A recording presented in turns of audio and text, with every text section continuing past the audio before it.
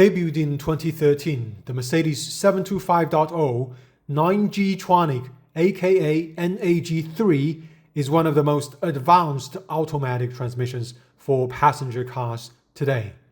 It is closer to an evolution of the ZF8 HP than that of its predecessor, though it still inherits some Mercedes DNAs in its design. With an outstanding gear train, it is nonetheless held back by the pursuit of fuel efficiency and perfect NVH control. Today, let us analyze the advantages and trade-offs of the 9G-Tronic and delve into how its gear train works.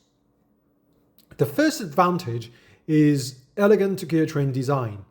Using 4 simple planetary gear sets and 6 friction elements, the 9G-Tronic gets 9 forward gears. More important, compared to the ZF8 HP, it uses relatively simple paths to transmit torque and avoids large drums. 2. Mechanical robustness internally. Besides avoiding large fragile drums, the 9G-Tronic has its friction elements placed close to where they act and uses roller bearings extensively. 3. Size and weight. The 9G-Tronic is exceptionally small and lightweight. The latter thanks to its continued use of magnesium casing. 4. Wide and even gear span. This transmission offers industry-leading gear ratio spread while avoiding awkward gear stabs as found in the ZF8 HP. There are a couple of points that could be good or could be bad. One is centrifugal pendulum vibration absorber (CPVA) in the torque converter. This is a design feature introduced by the 9G-Tronic and quickly picked up by the second generation ZF8 HP. These are weights on the torsional damper on the turbine side. They serve to smooth out shocks in the engine power delivery, since Mercedes was moving to 4 and 3-cylinder engines.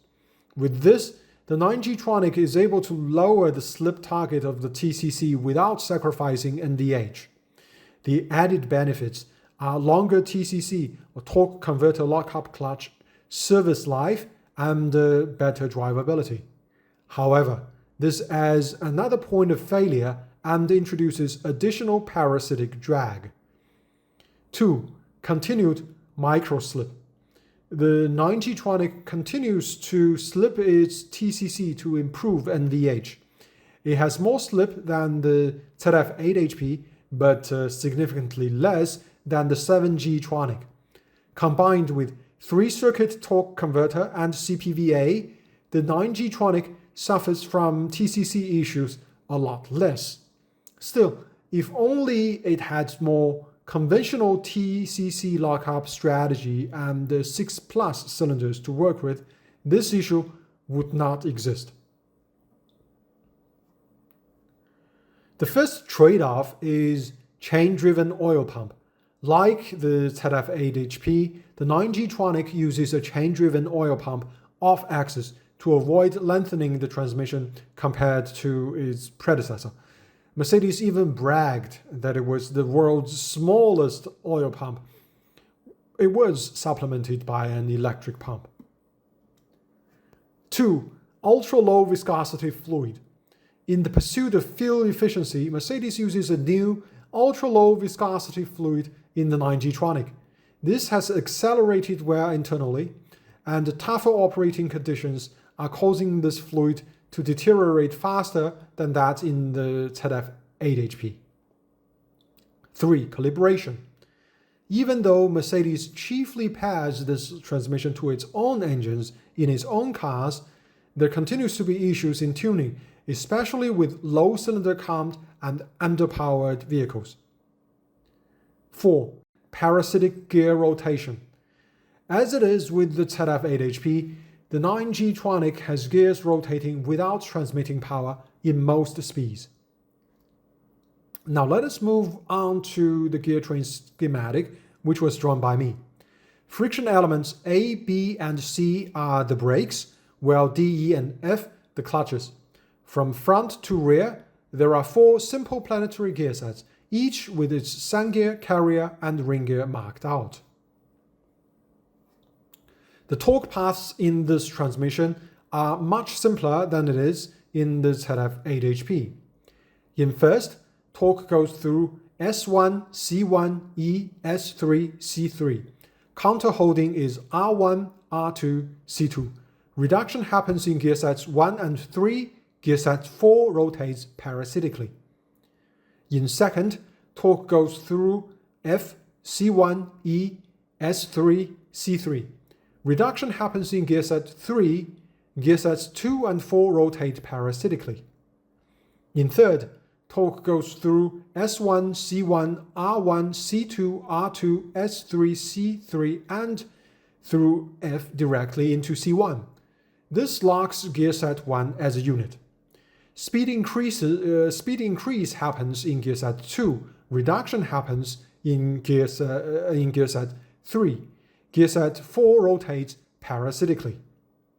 In fourth, torque goes through C4, R4, D and through C4, S4, S3, C3. Gear set 1 rotates parasitically. Like we found often in the ZF8HP, the 2 rear gear sets are balanced dynamically. In fifth, torque goes through S1, C1, R1, C2, R2, S4, C4, R4, D, and through F directly into C1. This locks gear set 1 as a unit. Counter holding is input into C4. Speed increases in gear set 2, reduction happens in gear set 4, gear set 3 rotates parasitically. In sixth, torque goes through F, C1, E, S4, C4, R4, D, and from the input directly into C4. This locks gear set 4, making it direct drive. Gear sets 2 and 3 rotate parasitically. In seventh, torque goes through C4, R4, D. Counter holding is S1, C1, E, S4, C4, which is itself counterheld by R1, C2, R2.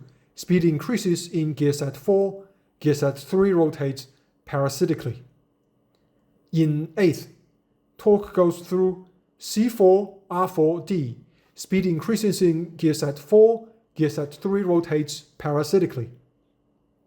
In ninth, torque goes through C4, R4, D. Counter holding is S1, C1, R1, C2, R2, S4, C4. Speed increases in gear set 4, gear set 3 rotates parasitically. The gear train of the 9G-Tronic could have made for an exceptional, long-lasting transmission. It is held back by the obsession with fuel economy and NVH control and let down by Mercedes' current crop of engines, arguably with the M178 being the exception. In the end, the 9G-Tronic is on par with the ZF8HP.